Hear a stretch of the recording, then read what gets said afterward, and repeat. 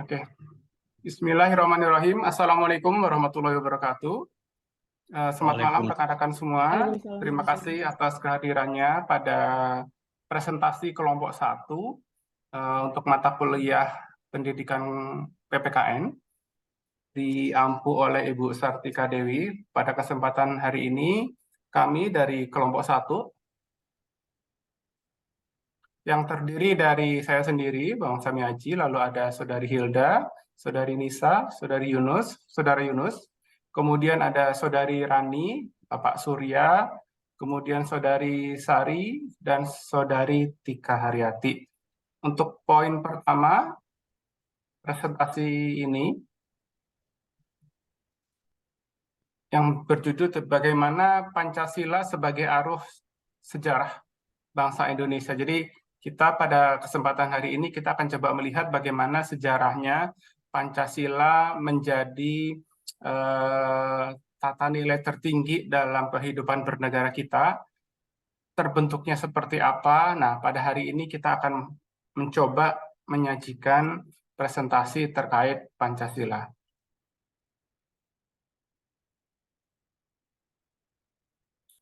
Bahwa pada dasarnya Pancasila merupakan dasar resmi bagi bangsa Indonesia yang menjadi landasan negara kita.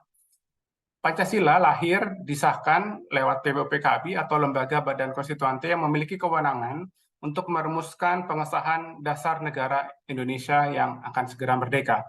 Pada awal reformasi, kita ketahui bahwa di zaman setelah pergeseran rezim Bapak Soeharto sebagai Presiden kedua Republik Indonesia, Pancasila dianggap sebagai produk rezim Orde Baru. Sehingga anggapan ini membuat nilai-nilai Pancasila yang tadinya kita pahamkan, yang kita pahami, itu dianggap sebagai suatu doktrin yang memihak kepada kekuasaan yang berkuasa pada saat itu. Sehingga nilai-nilai Pancasila dianggap tidak sesuai dan hanya untuk kepentingan Orde Baru. Inilah yang ingin penulis dari buku ini mencoba meluruskan kembali tentang konsep Pancasila yang baik, yang benar itu seperti apa. Berbicara tentang Pancasila, kami akan menelusuri tentang konsep dan urgensi Pancasila dalam arus sejarah bangsa Indonesia. Pada periode pertama, yaitu periode di mana Pancasila pertama kali dirumuskan, bahwa ahli sejarah Sartono Kartodiharjo mengutip Muchtar Pabaldan dalam artikel yang berjudul Pancasila, bahwa modal rasionalitas politik menengarai bahwa bahwa benih nasionalisme sudah mulai tertanam kuat dalam gerakan perhimpunan Indonesia yang sangat menekankan solidaritas dan kesatuan bangsa. Perhimpunan Indonesia menghimbau agar segenap suku bangsa bersatu, teguh dalam menghadapi penjajahan dan keterjajahan. Kemudian diusulah lahirnya Sumpah Pemuda di tanggal 28 Oktober 1928 yang merupakan momentum perumusan diri bagi bangsa Indonesia. Pada periode perumusan Pancasila dilakukan dalam sidang PPOPKB yang pertama kali diselenggarakan di tanggal 29 Mei sampai dengan 1 Juni 1945. Sehingga kita ketahui bahwa hari lahir Pancasila itu berakhir di tanggal atau bertepat setelah selesainya sidang PPOPKB yang terjadi di tanggal 1 Juni 1945. PPOPKB dibentuk oleh pemerintah pendudukan Jepang dengan jumlah kurang lebih 60 orang yang terdiri dari Prof. Rajiman, didampingi wakil ketua yakni Raden Panji Susilo, sampai dilantiknya oleh Lejen Kumaichi Harada, Panglima Tentara ke-16 di Jakarta pada tanggal 28 Mei 1945.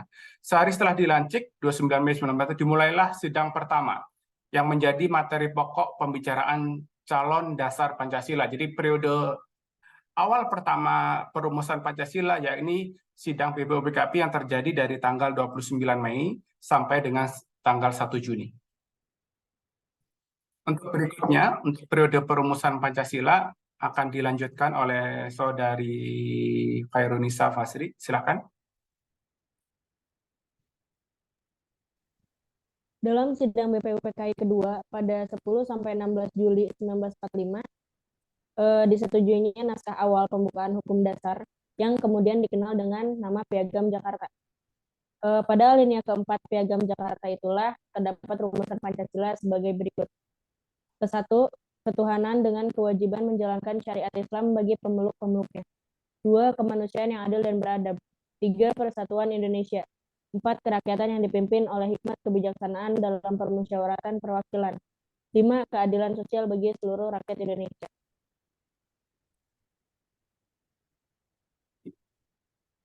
Periode pengesahan Pancasila.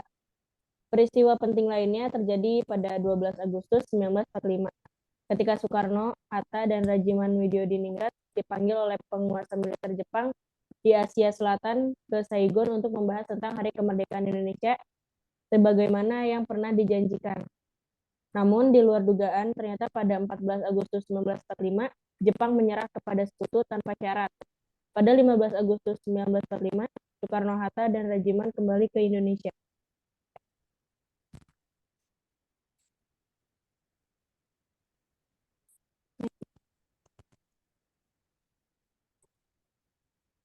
Baik, untuk selanjutnya masih di Untuk Fasri selanjutnya, atau dilanjutkan oleh dilanjutkan dulu Fazri apa ya?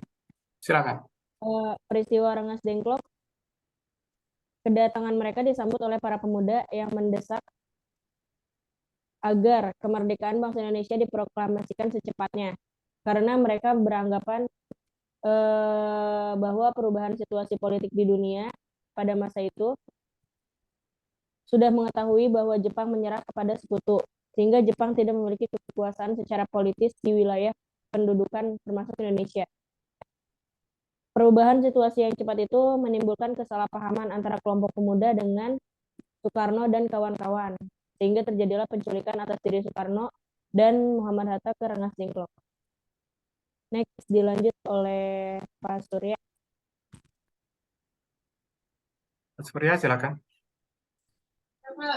Ya, selanjutnya untuk pembacaan teks proklamasi, ditesuskanlah proklamasi kemerdekaan Indonesia pada 17 Agustus 1945. Teks kemerdekaan itu didirikan oleh Mohatta dan ditulis oleh Soekarno pada dini hari. Dengan demikian, naskah bersejarah teks proklamasi kemerdekaan Indonesia ini digagas dan dirancang pernyataan kemerdekaan yang telah dipersiapkan oleh BPUPKI yang diberi nama Piagam Jakarta. Akhirnya tidak dibacakan pada 17 Agustus 1945 karena situasi politik yang berubah.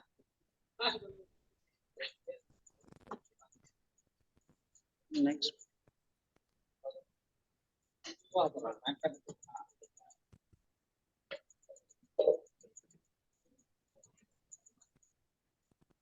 Menanya alasan diperlukannya saya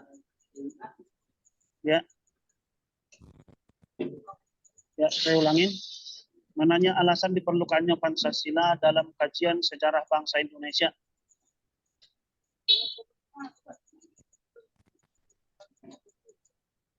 Yang pertama, Pancasila sebagai identitas bangsa Indonesia. Setiap bangsa manapun di dunia ini pasti memiliki identitas yang sesuai dengan latar belakang budaya masing-masing. Poin yang kedua, budaya merupakan proses cipta, rasa, dan karsa yang perlu dikelola dan dikembangkan secara terus-menerus. Poin yang ketiga, budaya dapat membentuk identitas suatu bangsa melalui proses kulturasi dan akulturasi. Ya, next mungkin Pak Sad.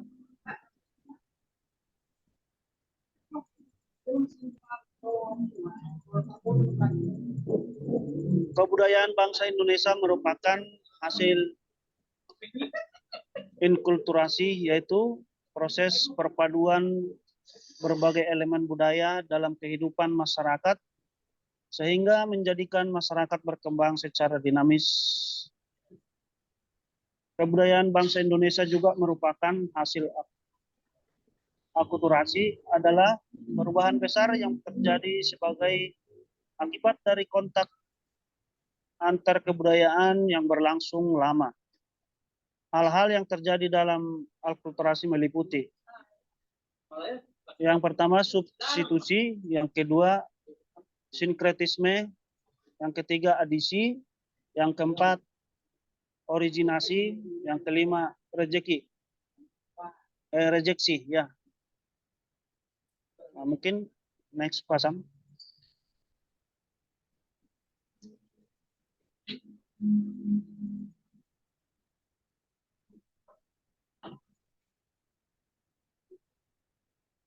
Ya, Ya, yang lanjut pasang.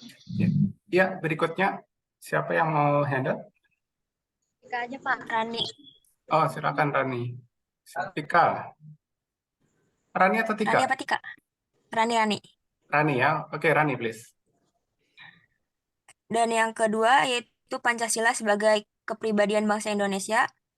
Yaitu Pancasila disebut juga sebagai kepribadian bangsa Indonesia, artinya nilai-nilai ketuhanan, kemanusiaan, persatuan, kerakyatan, dan keadilan.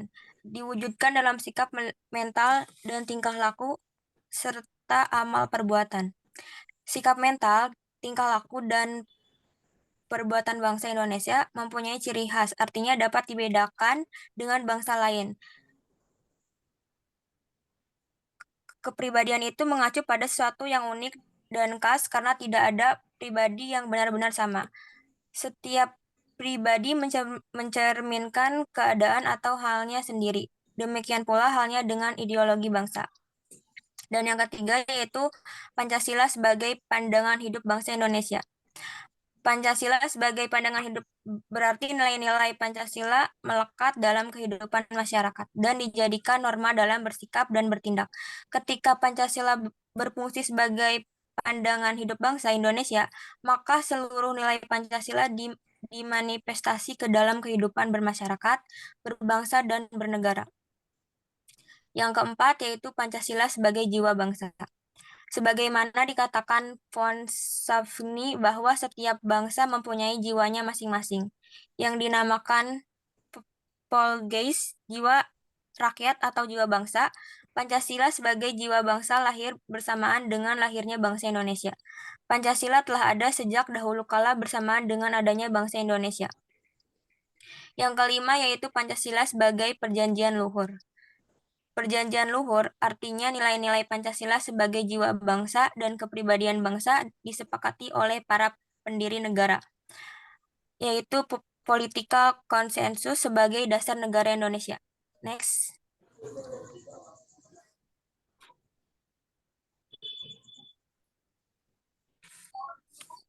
Baik.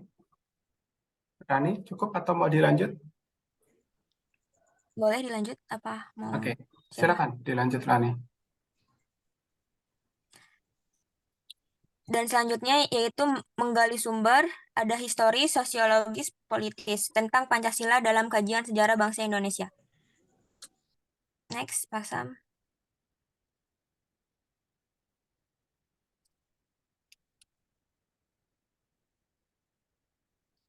Silakan. Berikutnya, Bentar Saudari dulu. Tika atau Saudari Sari, silakan. Tika aja Pak. Silakan. Sumber historis Pancasila. Nilai-nilai Pancasila sudah ada dalam adat istiadat, kebudayaan, dan agama yang berkembang dalam kehidupan bangsa Indonesia sejak zaman kerajaan dulu. Misalnya, sila ketuhanan sudah ada pada zaman dahulu, meskipun dalam praktik pemujaan yang beraneka ragam, tetapi pengakuan tentang adanya Tuhan sudah diakui. Sumber sosiologis Pancasila. Nilai-nilai Pancasila, ketuhanan, kemanusiaan, persatuan, kerakyatan, keadilan.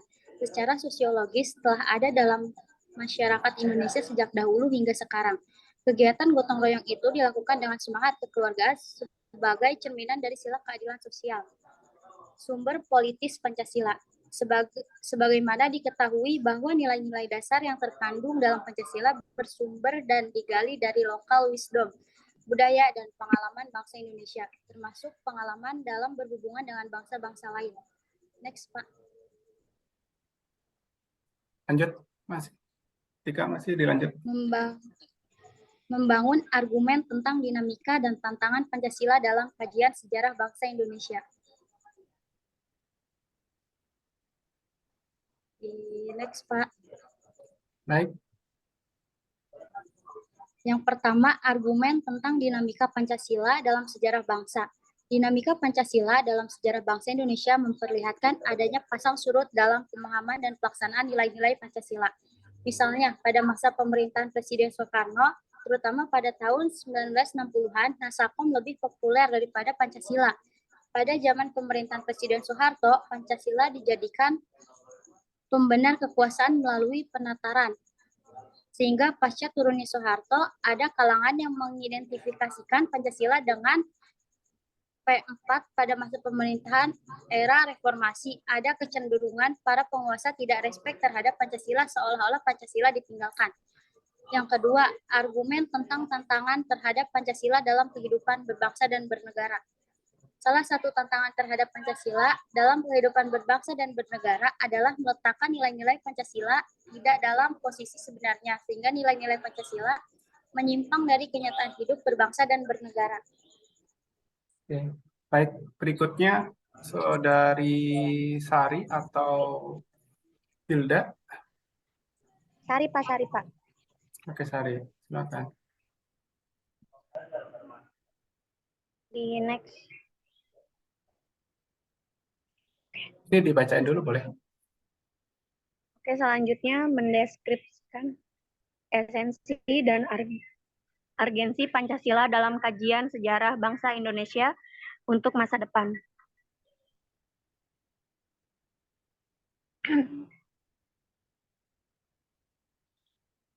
Esensi Pancasila dalam kajian sejarah bangsa.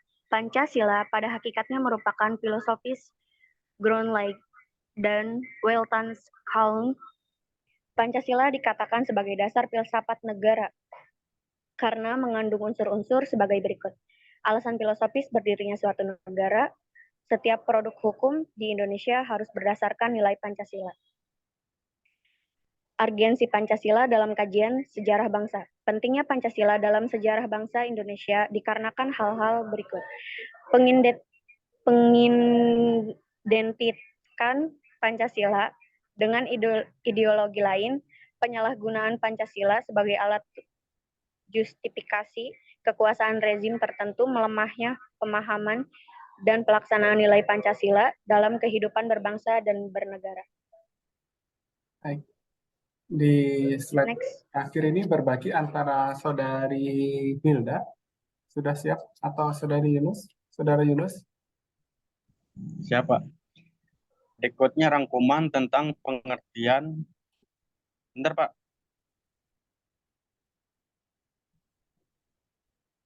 Rangkuman tentang pengertian dan pentingnya Pancasila dalam kajian sejarah bangsa Indonesia.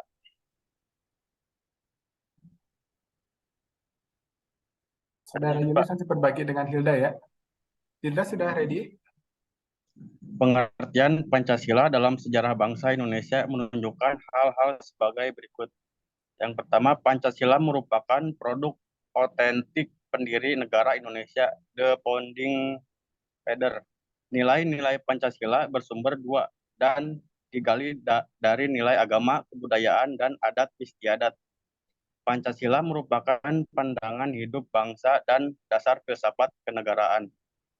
Pentingnya Pancasila dalam sejarah bangsa Indonesia menunjukkan hal-hal berikut.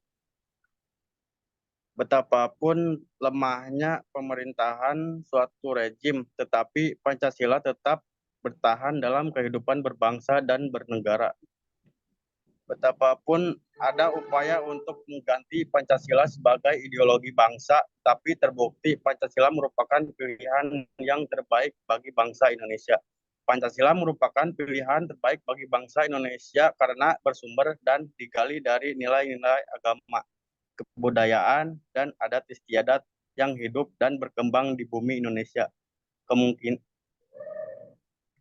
Kemukakan argumen Anda tentang Pancasila sebagai pilihan terbaik bangsa Indonesia. Baik, terakhir mungkin Saudari Hilda barangkali ada yang mau disampaikan. terkait dengan resume atau notes-notes dari beberapa presentasi teman-teman tadi sebelum kita mulai ke sesi tanya jawab?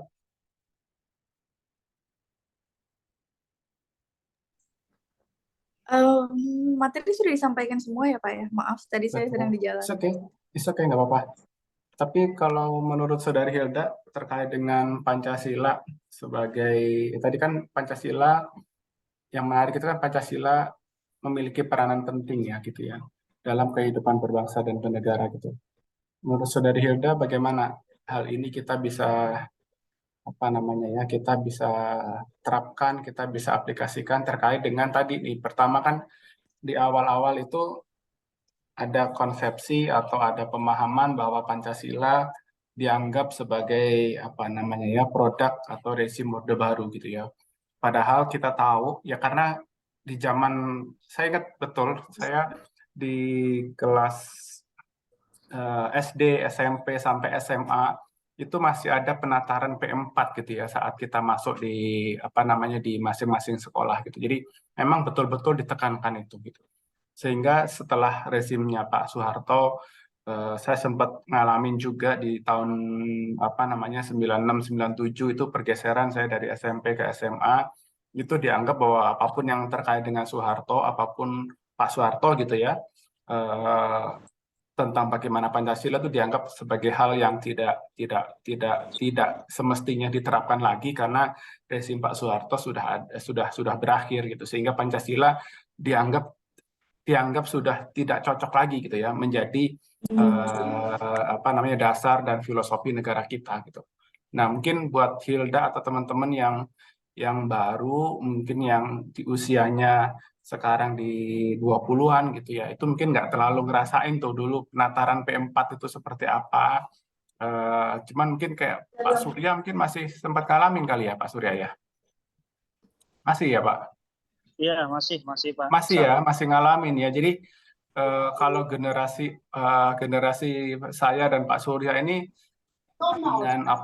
dengan ide-ide tentang bagaimana ideologi Pancasila mau diganti, mau diubah, itu bukan hal yang kena lagi di pikiran kita gitu. Karena kita dulu paham betul kenapa sih Pancasila itu dibuat oleh founding fathers kita, kemudian kenapa di zaman Pak Soeharto itu ditekankan betul Pancasila itu dalam pendidikan awal di tiap sekolah ya, SD, SMP, SMA. Cuman memang setelah pergeseran 96-97, semua konsepsi tentang ideologi Pancasila itu menjadi seolah-olah tidak berarti. Nah, di materi ini saya pikir buat teman-teman yang generasi baru nih gitu ya, itu menjadi seolah-olah diingatkan. Tapi buat saya dan Pak Surya mungkin sudah menjadi hal yang memang dipahami dengan baik gitu. Nah, mungkin Hilda yang dirasain kalau saya boleh jalan gitu ya. Menurut Hilda tuh Pancasila tuh masih relevan nggak sih gitu sebagai dasar negara kita? Kalau saya boleh membuka diskusi kita gitu ya. Gimana Hilda? Gimana Pak? Bisa diulang, Mas? Menurut Hilda, Pancasila tuh masih relevan nggak sih? Masih perlu diajarin lagi, masih perlu menjadi diskursus gitu ya, menjadi bahan diskusi gitu. Menurut Hilda tetap relevan nggak sih gitu Pancasila itu? Menurut saya sih masih tetap relevan ya, karena Pancasila itu merupakan landasan ideal bangsa Indonesia. Jadi artinya Pancasila itu sebagai dasar ideologi maupun filosofi bangsa Indonesia, yang artinya menurut saya itu masih cukup relevan ya Pak ya, untuk generasi saat ini juga gitu. Oke. Baik. Kalau dari kelompok satu mungkin secara umum presentasinya seperti itu. Mungkin kita kasih kesempatan kali ya ke teman-teman dari kelas HK22E yang mungkin mau berpartisipasi atau mau mencoba diskusi dengan kita terkait dengan hal ini. Karena kebetulan saya generasi yang masih ngerasain penataran P4 dan Pak Surya, mungkin kita bisa berdiskusi gitu. Silakan buat teman-teman yang lain, mungkin kita buat 2 topik aja kali ya maksimal ya. Silakan teman-teman, barangkali ada. Assalamualaikum warahmatullahi wabarakatuh. Waalaikumsalam. Waalaikumsalam warahmatullahi wabarakatuh. Izin Sama. bertanya, Pak. Mohon maaf, nggak on cam. Oh, oke. Dengan Aku siapa? dengan Febri Mirosa Oh, dari Febri kelas ya. angka 22E. Oke. Saya pengen tahu berapa kali Pancasila diamandemenkan ya, Pak ya. Terus kenapa bisa diamandemenkan gitu, Pak? Bisa diubah. Terima kasih. Saya boleh takut keliru ya. Pancasila diamandemenkan atau Undang-Undang Dasar diamandemenkan ya? Kalau Pancasila, Pancasila Pak, diubah dari gitu kan ada beberapa dari Pancasila yang proses pengusulan ya, boleh. Boleh. Setahu betul. saya 4 kali ya, maaf saya izin menjawab. Oh, boleh. Diamandemenkan 4 kali kalau tidak Bukan salah. diamandemenkan kali ya. Kita harus Iya, makanya tadi amandemen itu kan berarti sudah jadi, sudah dirumuskan, kemudian ada mekanisme apa namanya? perubahan dirubah kembali perubahan gitu gitu ya, maksudnya. secara mekanisme perundangan yang ada. Tapi mungkin tepatnya penyusunannya gitu, karena kan kalau kita bicara Pancasila ini tahapan dari mulai tadi apa pengusulan sampai apa istilahnya penetapan gitu. Hilda boleh tepat, boleh dibantu. Ya, Hilda boleh. Iya gimana? Berarti ada 4 kali ya? Oh iya. Ya, silakan. Pancasila itu ada 4 kali perubahan atau 4 kali amandemen sebelum disahkan. Ya. Jadi usai pemerintahan Orde Baru tepatnya kali perubahan atau Kalau boleh kali tahu ayat mana saja ya Pak? Teh. Gimana, Febri? Maaf. Kalau boleh tahu sila berapa saja gitu yang diubah atau diamandemenkan? Barangkali yang lain ada yang ingin menambahkan? Boleh, yang lain dulu. Kalau misal ada yang mau dibantu. Jadi kita kembali ke awal konsepsi kita ya.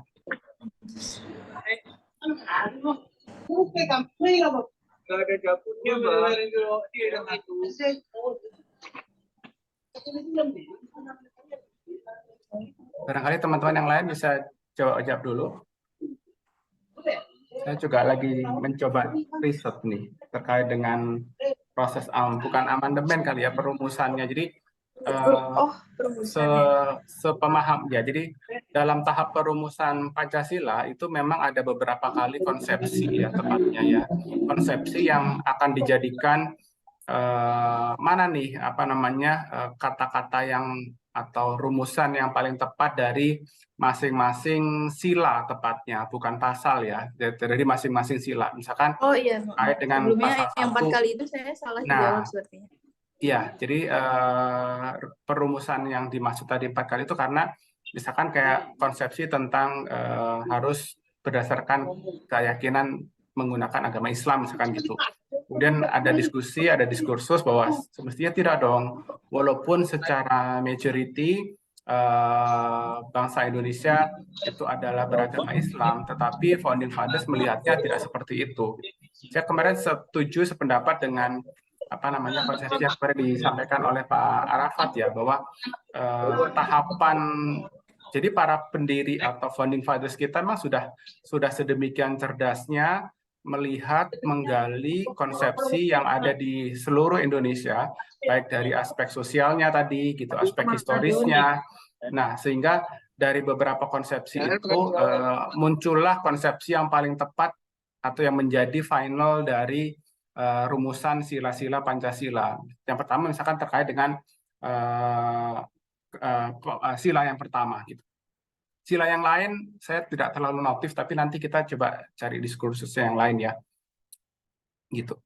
Jadi yang pertama yang paling mencolok adalah terkait dengan pasal sila yang pertama.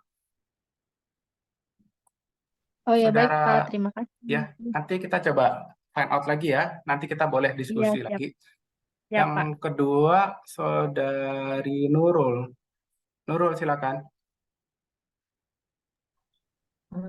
Baik, Assalamualaikum warahmatullahi wabarakatuh. Waalaikumsalam. Saya Nurul Fadila dari HK22. Saya Nurul Fadila dari HK22E, izin bertanya. Tadi kan Ya, silakan. disebutkan jika pada masa pada masa pemerintahan Insinyur Soekarno itu Nasakom lebih populer daripada Pancasila. Kenapa itu bisa terjadi gitu?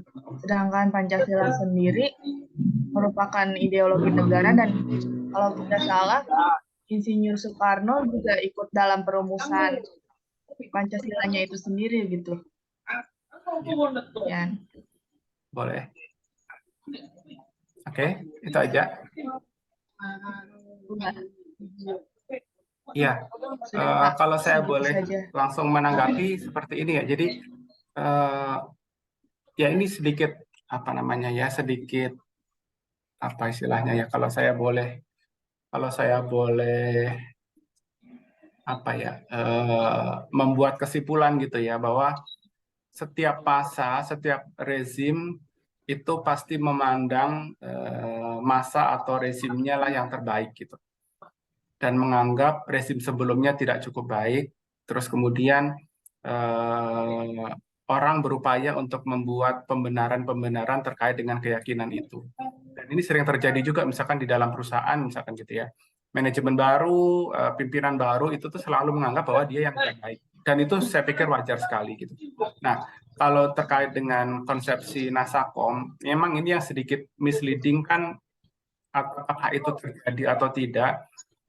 Konsepsi terkait dengan Nasakom ini kan terkait betul tentang bagaimana Orde Baru atau zaman setelah Pak Soekarno hadir gitu ya, setelah rezim baru, Nasakom dianggap sebagai apa namanya, bentuk atau upaya, kalau saya boleh menyebut negatif apa ya,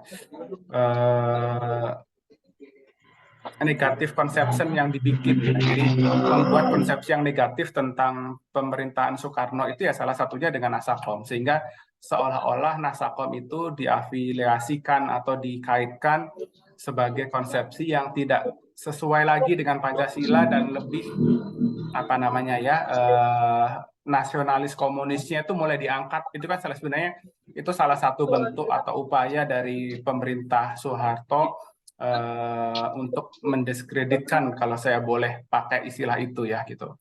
Namun bagaimanapun kalau kita sebagai apa namanya mahasiswa atau pemikir, saya pikir kita lebih baiknya, kenapa sih kok orang sampai berpikir seperti itu terkait dengan Nasakom gitu. Padahal saya pikir juga Bung Karno dalam hal ini saat membuat konsepsi tentang Nasakom kan pasti ada latar belakangnya. Kenapa sih konsepsi itu dibuat oleh beliau sehingga itu tuh didorong gitu ya. Cuman sayangnya ini kan apa namanya terjadi setelah apa ya, setelah kita sudah final nih ya, kita sudah bangsa Indonesia, para pendiri bangsa sudah memutuskan bahwa kita tuh punya 5 sila yang menjadi dasar negara kita. Namun begitu ada konsepsi lain di luar itu, seolah-olah Pak Soekarno terafiliasi atau dikaitkan dengan aliran yang agak kiri gitu. Nah, tapi kita juga tahu bahwa selama Perang Dingin kan memang haluan atau arah dari politik itu kan ada yang ke kiri ya, yang terkait dengan Rusia, Cina, kemudian yang ke kanannya ya yang pro Amerika atau Eropa. Sehingga menurut saya pemikiran tentang konsepsi Nasakom yang seolah-olah tidak lagi inline atau sesuai dengan Pancasila membuat itu cara yang paling mudah untuk apa tadi saya bilang, membuat konsepsi yang negatif tentang orde yang sebelumnya gitu. Tetapi saya pikir itu juga terjadi di zaman yang sekarang kan gitu. Jadi selalu setelah Pak Soeharto nggak ada, lengser reformasi gitu ya, ada konsepsi yang negatif tentang Pak Soeharto. Kemudian Pak Soeharto lengser juga demikian gitu. Jadi saya pikir itu selalu hal yang menurut saya sih akan normal-normal aja gitu. Selama ada perubahan pasti yang posisinya sekarang yang sedang berkuasa atau sedang berada dalam periode itu pasti menganggap periode yang sebelumnya tidak bagus dan harus ada periode perubahan lagi di periode ke depan supaya menjadi lebih bagus lagi gitu. Saya pikir itu normal-normal aja dan saya sih berpendapat seperti itu ya, hal yang lazim gitu ya. Cuman apakah itu lagi benar-benar memang terafiliasi atau dekat dengan konsepsi haluan kirinya, ya kita berprasangka positif boleh, berprasangka negatif juga boleh gitu. Yang penting tidak menjudge yang tidak semestinya aja gitu ya. Mungkin itu kali Nurul. Pak Surya mungkin boleh nambahin biar punya pandangan yang lain.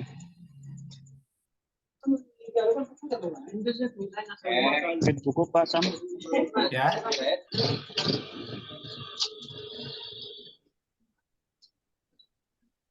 Ya, sudah cukup Pak. Terima Sudah cukup? kasih atas Sudah cukup penjelasannya. Pak ya. Ya. Oke. Baik, kalau tidak ada diskusi lagi dari teman-teman, kita cukupkan sekian kan?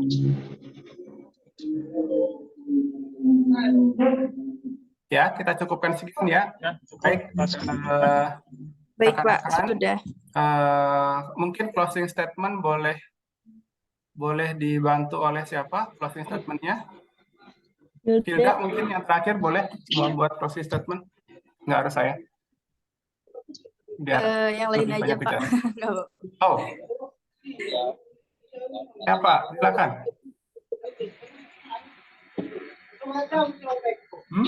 Nggak ada? Baik. Tutup aja ya Pak ya. Oke, Fasri, silakan Fasri.